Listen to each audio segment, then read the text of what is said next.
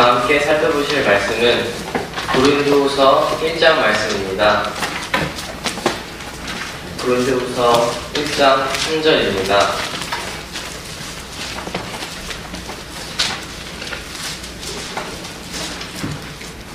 고린도후서 1장 3절입니다. 다 함께 읽겠습니다. 시작! 하나님을 찬송하리로다. 그는 곧 우리 주 예수 그리스도의 아버지시요 그의 아버지시며 모든 위로의 하나님이시라. 저는 오늘 당신의 위로자는 누구십니까? 라는 제목으로 하나님의 말씀을 살펴보기 원합니다. 당신의 위로자는 누구십니까? 라는 제목으로 하나님의 말씀을 나누기 원합니다. 잠시 기도하시겠습니다. 하나님, 오늘 이렇게 저희가 하나님의 경배 드릴 수 있는 시간을 주셔서 감사합니다. 아멘. 아침이라 피곤하겠지만 이 시간 모두가 다른 생각을 하거나 졸지 않고 말씀에 집중할 수 있도록 도움 주시길 원합니다.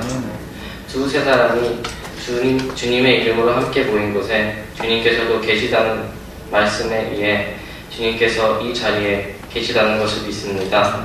주님께서 역사하셔서 모두가 말씀에 아멘 할 수 있도록 도와주시길 원합니다. 예수님의 이름으로 기도드렸습니다. 네. 말씀을 시작하기 전에 먼저 질문을 드리도록 하겠습니다.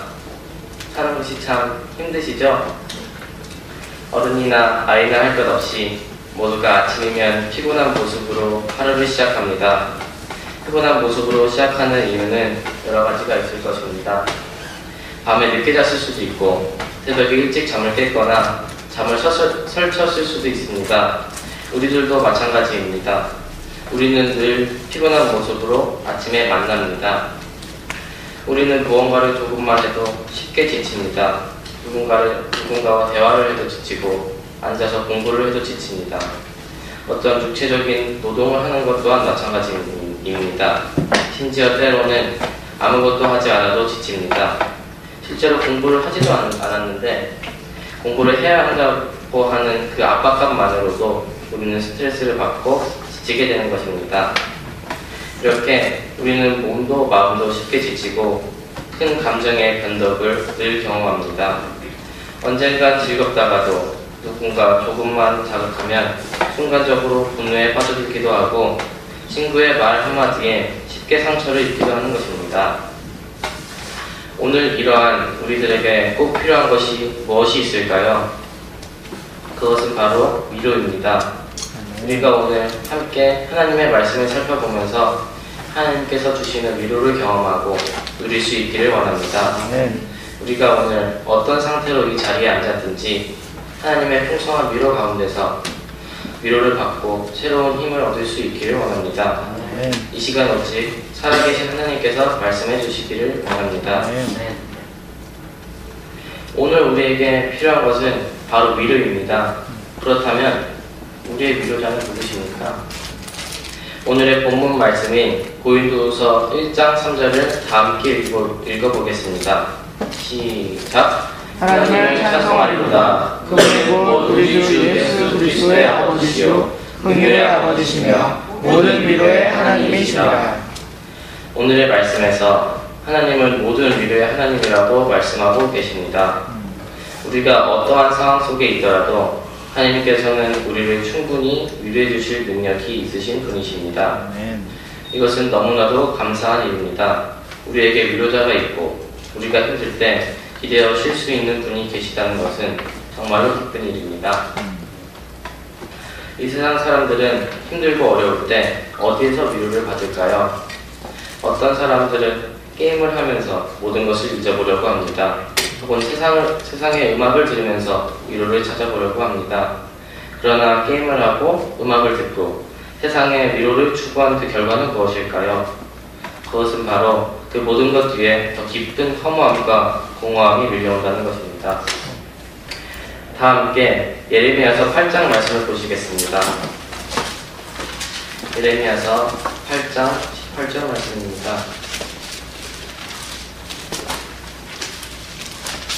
예레미야서 8장 18절 말씀입니다.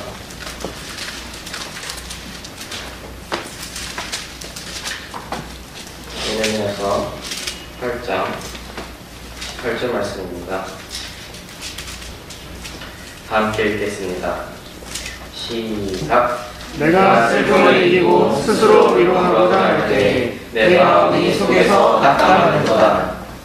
예레미야는 지금 이스라엘이 심판을 받을 수밖에 없는 상황에서 스스로를 위로해보고자 했지만 결국 그의 마음이 속에서부터 낙담을 할 수밖에 없었다고 고백하고 있습니다.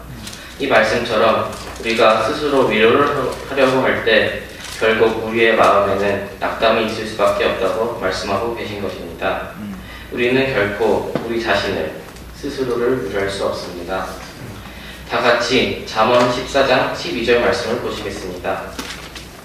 잠언 14장 12절 말씀입니다.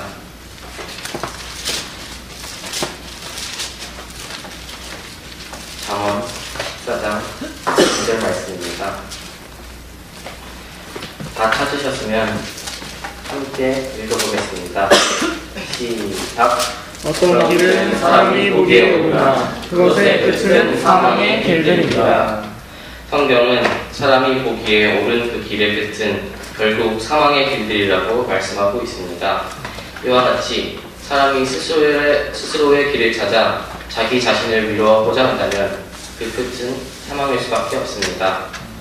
우리에게는 참으로 위로가 필요한데 스스로 위로할 수 없는 우리들은 사망이 아닌 생명의 참된 위로를 받기 위해서 어디로, 누구에게로 가야 하는 것일까요?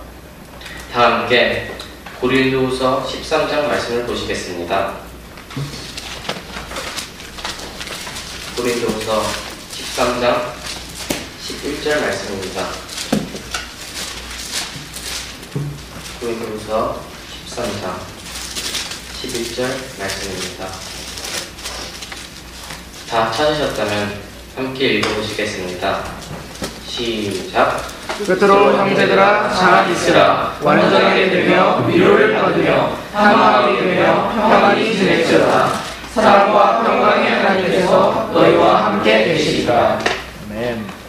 살아계신 하나님께서 우리의 완전한 위로자가 되어주십니다. 장차 하늘에서 하나님께서는 우리의 눈에서 모든 눈물을 씻어주실 것입니다. 또한 오늘도 우리가 어떠한 힘들고 지친 상황 가운데 있든지 우리를 완전히 위로해 주실 수 있으며 우리의 모든 슬픔에서 우리를 벗어나게 해주실 것입니다. 이러한 위로의 하나님 앞에 우리가 더 가까이 나아가길 원합니다. 하나님께서는 언제나 우리의 말을 들으시고 기도를 들으시며 우리를 위로해 주십니다. 그렇다면 과연 주님께서는 우리를 어떻게 위로해 주실까요? 알고 계시는 것처럼 저는 중학교 1학년의 나이에 캐나다 밴쿠버에 가서 이렇게 돌아오기까지 약 4년의 시간을 보내게 되었습니다. 처음 1년 동안은 너무나 힘들었습니다. 궁금한 것이 많아도 영어를 할 수 없어 말이 통하지 않으니 너무나 답답했습니다. 익숙하고 친했던 사람들과 떨어져서 새로운 사람들을 사귀는 것 자체도 힘든 일인데 말도 통하지 않는 상황이니 더욱 힘들었습니다. 한 번은 수업 시간에 한 친구가 다른 친구에게 저를 욕하는 소리를 듣게 되었습니다. 저는 말을 잘 하지는 못했어도 그 말을 다 알아들을 수는 있었습니다. 저는 그 모든 말을 알아들었지만 참으면서 가만히 있었습니다. 하지만 그 친구가 어머니에 대한 욕을 내뱉자 저는 참지 못하고 주먹을 휘두르고 말았습니다. 그리고 결국 그 친구와 저는 교무실로 불려가게 되었습니다.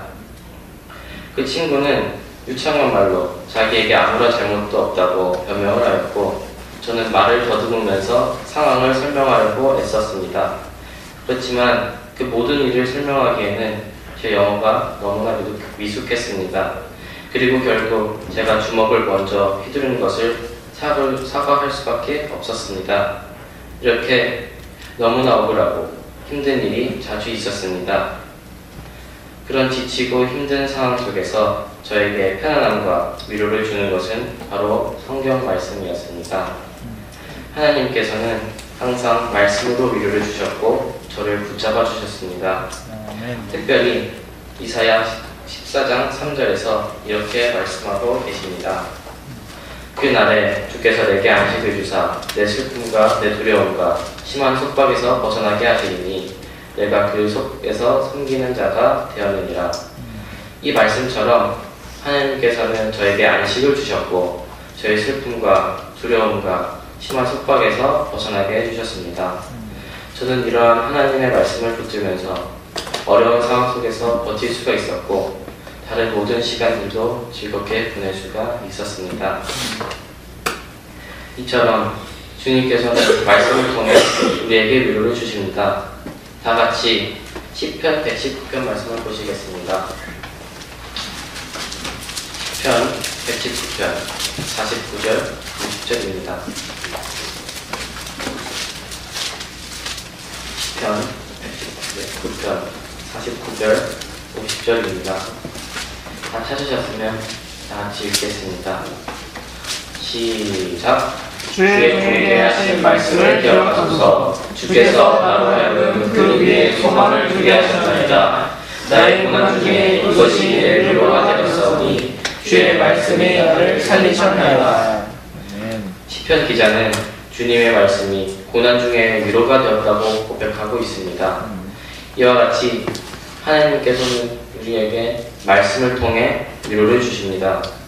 우리의 마음이 힘들고 지칠 때 헛되고 허무한 세상의 다른 것들을 찾을 것이 아니라 하나님의 말씀을 통해 주님의 위로를 얻는 우리 모두가 되기를 원합니다. 우리는 하나님의 말씀을 통해서 주님의 위로를 받을 수가 있습니다. 하지만 때로는 우리가 혼자서 하나님의 말씀을 읽고 묵상한다는 것이 너무나 어렵고 또 외롭게 느껴질 때가 많이 있습니다. 그러므로 하나님께서는 우리를 이 땅에 홀로 남겨두지 아니하시고 우리에게 사랑하는 형제 자매들을 주셨습니다. 우리 함께 데살로니가전서 4장 18절을 보시겠습니다. 데살로니가전서 4장 18절입니다.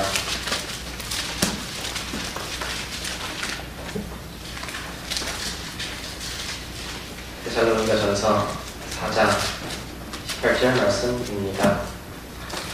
다 함께 읽겠습니다. 시작. 그러므로 이 말씀들로 서로 위로하라. 주님께서는 말씀을 통해 우리를 위로해 주십니다.